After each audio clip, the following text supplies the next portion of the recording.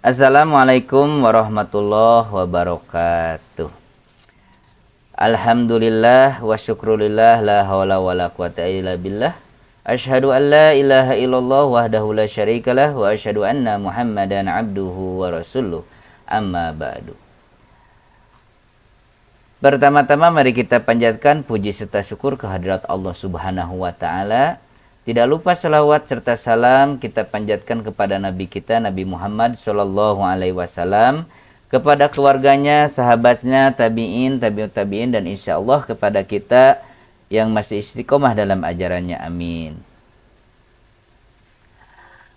Ihwatul iman, saudara-saudaraku, kawan-kawanku dimanapun berada, kembali lagi kita di channel Generasi Hijrah yang membahas untuk pada kali ini untuk kajian tafsir Ibnu Katsir, terjemah bahasa Indonesia. Baik, sebelum kita lanjut ke pembahasan selanjutnya, jangan lupa untuk saudara-saudaraku semuanya, sahabat-sahabatku, ihwatul iman dimanapun berada, mohon untuk bantuannya dukung channel ini dengan subscribe, like, komen, dan ditonton kajian-kajian sebelumnya, dan terus mengikuti kajian-kajian di channel Generasi Hijrah ini. Mudah-mudahan untuk yang mendukung channel ini dimudahkan segala urusannya, mendapatkan rezeki yang berlimpah, mendapatkan rezeki yang berkah, kemudian disehatkan selalu, mendapatkan keturunan yang soleh-solehah, dan mendekatkan jodohnya. Amin amin ya robbal alamin. Baik, kita lanjut di tafsir Ibnu Katsir surat Al-Baqarah ayat 72 dan 73 ya. Terjemah bahasa Indonesia. Baik, kita mulai.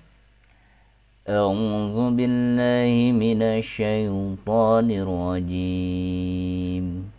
وَإِذْ قَتَلْتُمْ نَفْسًا فَادَّارَعْتُمْ فِيهَا وَاللَّهُ مُخْرِجٌ مَا كُنْتُمْ تَكْتُمُونَ فَقُلْنَا اضْرِبُوهُ بِبَعْضِهَا كَذَلِكَ يُحْيِي اللَّهُ الْمَوْتَ وَيُرِيكُمْ آيَاتِهِ لَعَلَّكُمْ تَعْقِلُونَ. Dan ingatlah ketika kamu membunuh seorang manusia lalu kamu saling tuduh-menuduh tentang itu, dan Allah hendak menyingkapkan apa yang selama ini kamu sembunyikan. Lalu kami berfirman, pukullah mayat itu dengan sebagian anggota sapi betina itu, demikianlah Allah menghidupkan kembali orang-orang yang telah mati, dan memperlihatkan kepadamu tanda-tanda kekuasaannya agar kamu mengerti. Imam Bukhari mengatakan fadara'tum fiha, berarti kalian berselisih. Hal yang sama juga dikatakan oleh Mujahid, sedangkan menurut Atha al-Khurasani dan Ad-Dhahhak artinya kalian saling bertengkar karenanya. Jadi berselisih di sini fadara'tum fiha adalah saling bertengkar karenanya. Masih mengenai ayat wa id qataltum nafsan fadara'tum fiha, dan ingatlah ketika, yang artinya itu, dan ingatlah ketika kamu membunuh seorang manusia lalu kamu saling tuduh-menuduh tentang hal itu. Nah, di sini Ibnu Jurayj mengatakan, sebagian mengatakan kalian telah membunuhnya, tetapi sebagian lain berkata justru kalianlah yang telah membunuhnya. Yang demikian itu juga dikemukakan oleh Abdurrahman bin Zaid bin Aslam. Wallahu mukhrijum ma kuntum taktumun, dan Allah hendak menyingkapkan apa yang selama ini kamu sembunyikan. Mujahid mengatakan maksudnya adalah apa yang tidak kalian perlihatkan. Jadi Allah itu bisa mengetahui apa yang kita sembunyikan, ya. Ibnu Abi Hatim menceritakan, Sodaqoh bin Rustum memberitahu kami, aku pernah mendengar Al-Musayyab bin Ropi mengatakan, tidaklah seorang berbuat kebaikan dalam 7 bait melainkan Allah akan memperlihatkannya. Dan tidaklah seorang berbuat kejahatan dalam 7 bait melainkan Allah akan memperlihatkannya. Hal itu dibenarkan oleh firman Allah Subhanahu wa taala, wallahu mukhrijum ma kuntum taktumuna faqulna dribuhu bi ba'diha. Dan Allah hendak menyingkap apa yang selama ini kamu sembunyikan. Lalu kami berfirman, pukullah mayat itu dengan sebagian anggota sapi betina itu. Jadi mau kebaikan, mau kejahatan, Allah akan mengungkapkannya, memperlihatkannya ya. Salah satunya seperti yang di ayat ini.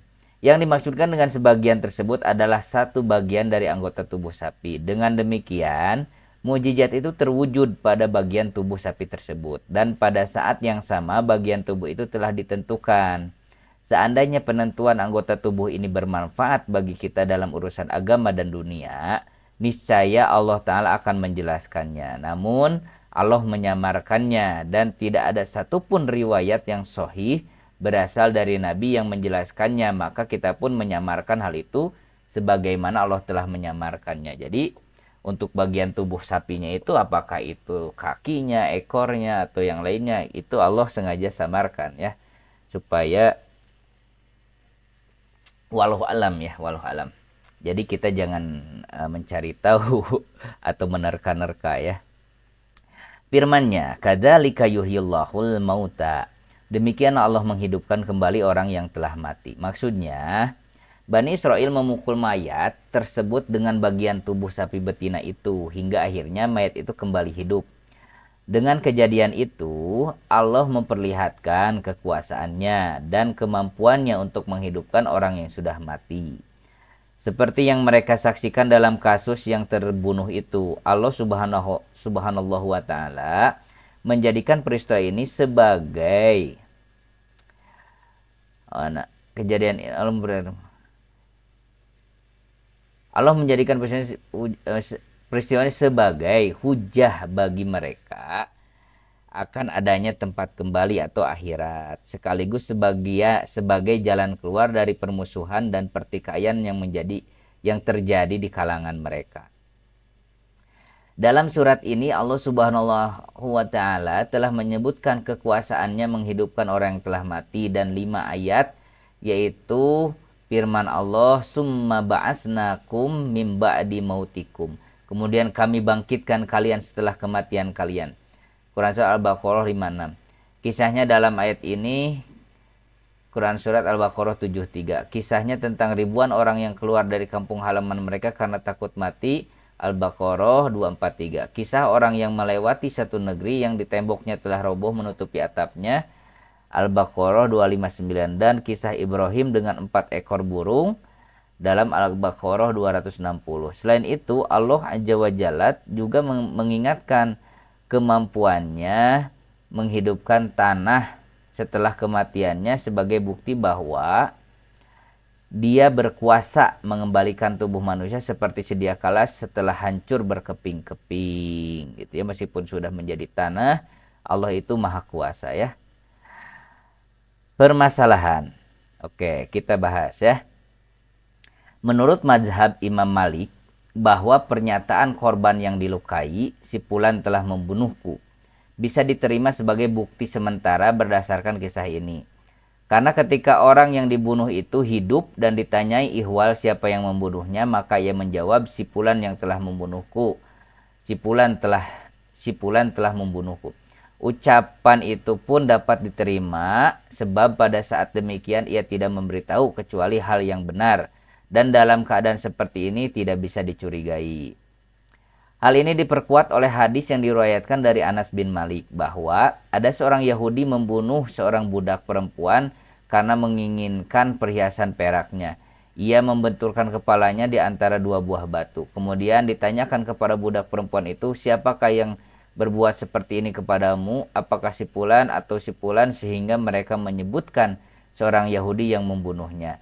Lalu si budak itu memberikan isyarat dengan kepalanya. Maka ditangkaplah orang Yahudi itu dan ditahan sehingga ia mengaku.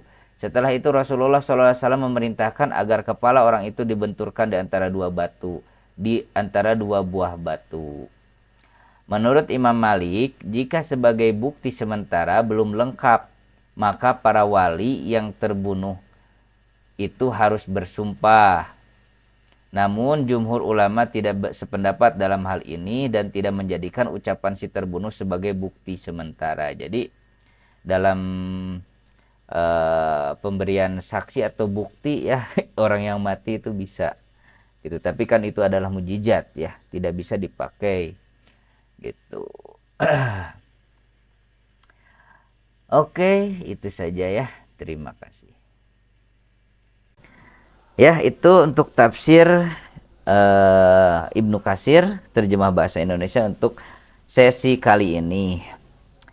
Baik, sebelum kita tutup, kita akan biasakan untuk mendoakan saudara-saudara kita di Palestina ya, yang si Iman yang mendapatkan musibah, mendapatkan kezaliman-kezaliman.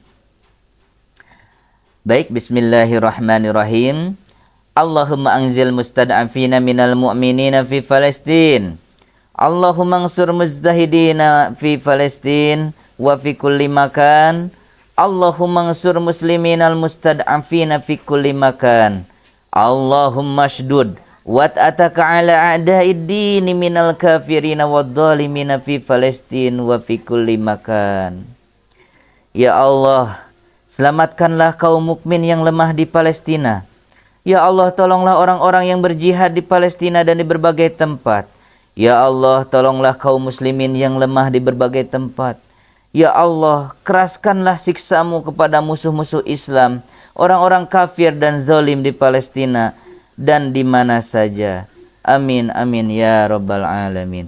Baik, itu saja untuk kajian kali ini. Mudah-mudahan bermanfaat, jadi amal ibadah untuk kita semua. Dan ibadah kita mendapat ridho dari Allah Subhanahu wa Ta'ala. Amin.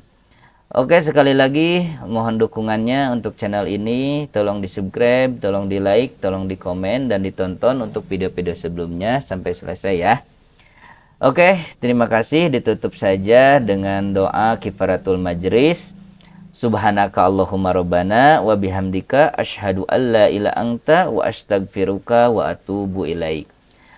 Wassalamualaikum warahmatullahi wabarakatuh. Amin ya rabbal alamin.